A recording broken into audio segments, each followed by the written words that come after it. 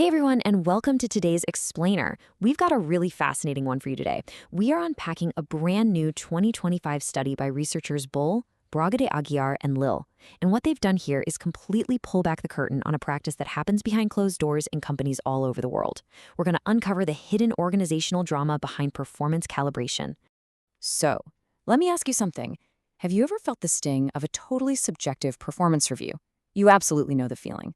You work incredibly hard all year, collaborating across departments, doing great work, only for your final rating to feel, well, kind of arbitrary. Or maybe completely disconnected from your actual output. It really makes you wonder, right? Is the evaluation process truly objective, or is there something else at play? Well, if your company struggles with this, you are definitely not alone. According to a 2023 survey by the Talent Strategy Group, which actually covered over 300 companies worldwide, a massive 79% of those surveyed rely on calibration meetings to fix these exact performance review issues. That just proves how universal this practice is. But as we're going to see, popularity doesn't always equal perfection. Here is our roadmap for today. Number 1, the performance review problem. Number 2, enter calibration committees. Number 3, the hidden flaws of calibration. Number 4, committee types and trade-offs. And finally, number 5, making calibration work.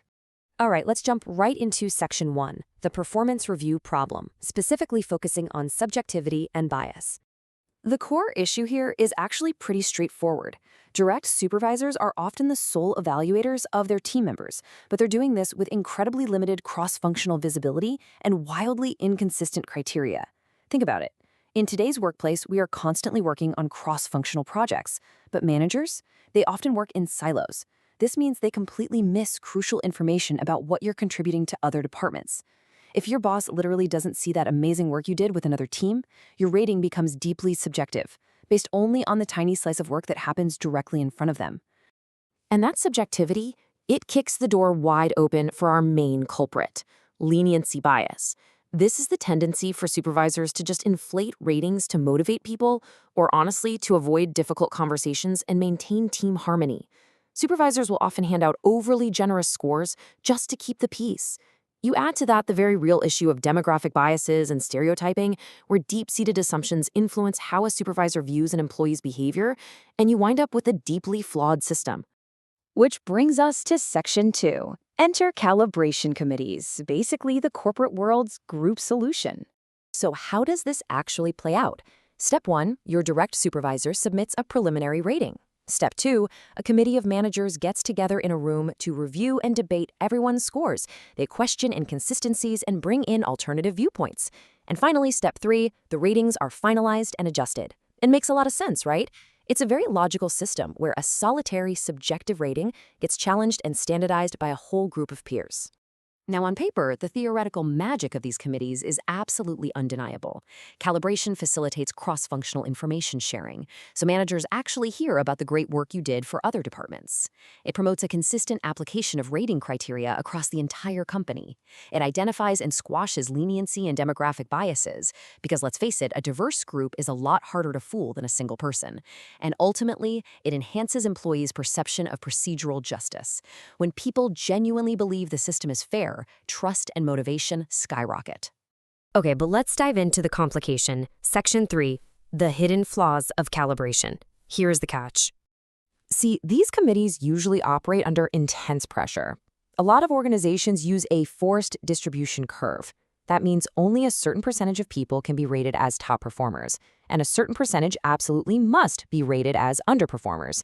Before calibration, supervisors are usually incredibly lenient. Say 22% of employees get rated above expectations, but the forced curve dictates that number has to be lower, down to 17%. So post-calibration, the committee is quite literally forced to drastically reduce that number. They have to lower scores. The million-dollar question is, whose scores actually get lowered? Well, this is the big aha moment from the 2025 research. The researchers found that highly influential supervisors, and the ones with strong informal alliances inside that committee room, successfully shield their own employees from being downgraded. It's fascinating. You can see how the post-calibration scores for high-influence supervisors barely drop at all compared to their initial ratings. But for the managers who have no alliances or low influence, their employees' ratings take a massive hit just to satisfy that forced curve. The researchers summed this up perfectly. They wrote, and I quote, "Direct supervisors often form and rely on informal alliances to back each other's cases and shield one another from rating adjustments." End quote. This highlights an intense incentive conflict within the committee. Managers are prioritizing protecting their own team's lenient scores over actually achieving organizational accuracy. Instead of an objective performance review, it literally becomes a game of political horse trading. So let's put this into perspective and contrast the fates of employees working under these two types of managers. If you work for a high-influence supervisor, your boss is using their internal network and organizational clout to defend your high rating, even if it was overly lenient to begin with. But if you work for a low-influence supervisor, your boss lacks the political capital to defend you, and your rating gets lowered to meet the company quota. The crucial takeaway here is that organizational clout, not necessarily your actual performance, often dictates the final score. The committee didn't erase the bias. They really just shifted it from individual leniency to group politics. Let's move on to Section 4, Committee Types and Trade-offs, and look at the different structures at play. Because how an organization structures these committees can either exacerbate or neutralize these political dynamics. If you use a peer committee made up of direct supervisors, the strength is high information availability. They actually know what the employees do. The weakness? Influential peers avoid revisions, creating that exact political shielding we just talked about. Now, if you use a hierarchical committee made up of managers above the direct supervisors, you get less supervisor influence and way better objectivity. But the weakness is limited behavioral information. They're just too far removed from the day-to-day work. Finally, a hybrid approach tries to combine both. It balances high information with less individual influence, but the trade-off is that it becomes incredibly unwieldy and time-consuming. Basically, there's no silver bullet. There is always a trade-off between having deep employee knowledge versus maintaining strict, unbiased objectivity. All right, so how do we fix it? That brings us to Section 5, making calibration work with strategic HR tactics. Since we know human nature is always going to push towards politics, HR really needs to step up as an active facilitator to uphold the integrity of the whole process. First, try anonymizing performance data during initial discussions. This ensures the focus stays on the work itself, not on whose team the employee happens to be on. Second, rotate committee membership regularly. This disrupts those cozy little informal alliances from forming in the first place. Third, provide frame of reference or FOR training to members, so everyone in the room is operating on the exact same definitions of success. And finally, actively facilitate and encourage constructive challenging. Do not just let the loudest voice in the room win by default.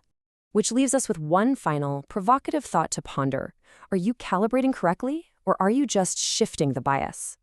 I really encourage you to take a hard look at your own workplace systems. Calibration is an incredibly powerful tool, a real game changer for sure, but as this research proves, it is absolutely not a self-correcting one. Without active management, you might just be measuring which supervisor has the most influence, rather than which employee has the highest performance.